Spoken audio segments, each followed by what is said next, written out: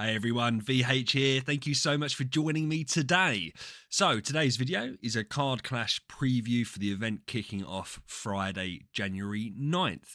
Couple of things to note. It looks like the hero treasures are going to be standard with Card Clash. It's now a couple of times in a row. It kicks off with Awakenings as well. That's how you get the treasures. We'll go into that in a second.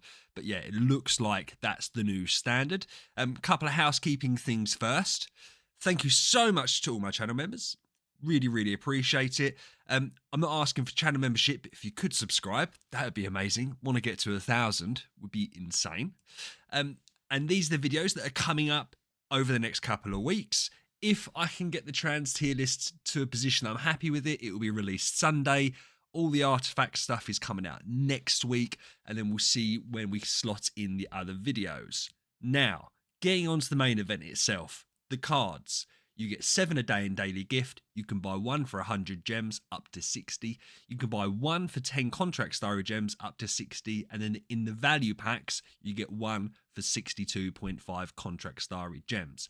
If you're a whale and you're a big spender, the bottom thing there, the value packs, is what you're interested in.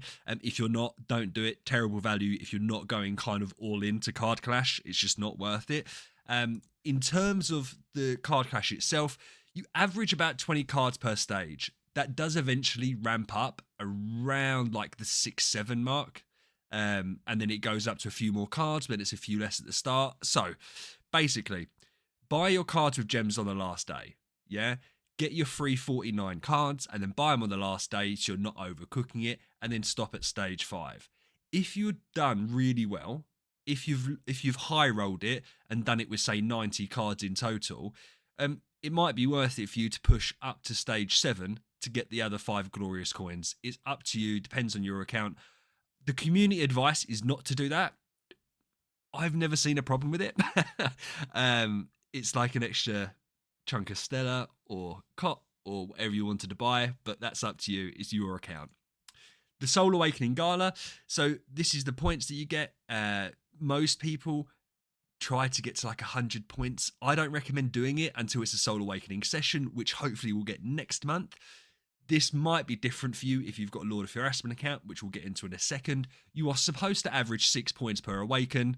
I always average like 5.5. but yeah, so about 100 awakens if you hit the average to get to the 600 point mark, which gets you all of this stuff here. So if you're running low on spiritual essence, sublimation, whatever you want to do, that's absolutely fine.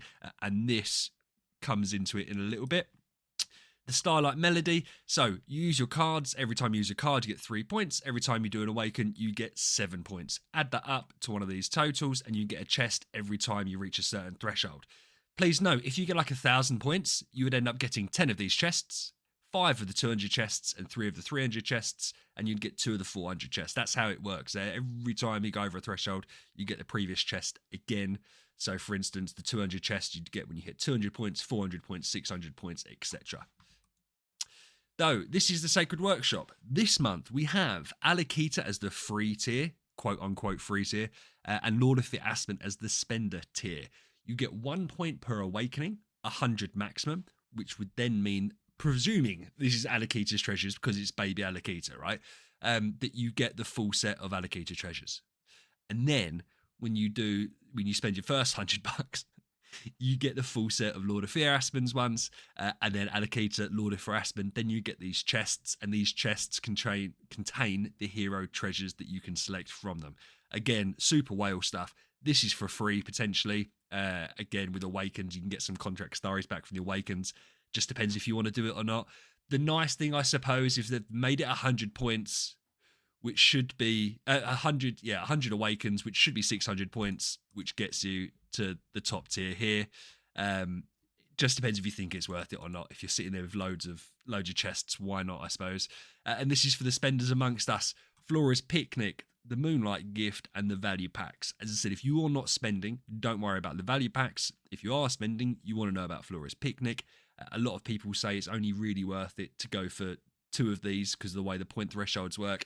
Up to you. Once you spend money, you get extra stuff in the Moonlight gift. This happens to be a particularly good event to get spiritual essence and stuff like that because of the little chests that you get when you ramp up points. But again, spender's going to spend, free to play, you're going to free to play.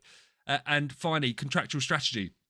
This is where we get our free 600 contract Starry gems if you've reached Realms Gate level 80. No conditions to it other than the fact you've reached level 80, and then you get it in tiered going down. Free contract Starry gems, no one's going to complain about that. But look, nice and quick one. There was not a lot to talk about. It's a standard event. I will be streaming Friday, 7 o'clock UK time. We're going to be doing, I think we're going to end up doing the 100 Awakens. I've got like 300 in the bag, so it's kind of like, why not at that point? But yeah, please come join along. It'd be great to see you. Please subscribe. Thanks for watching and listening. Stay safe. VH out.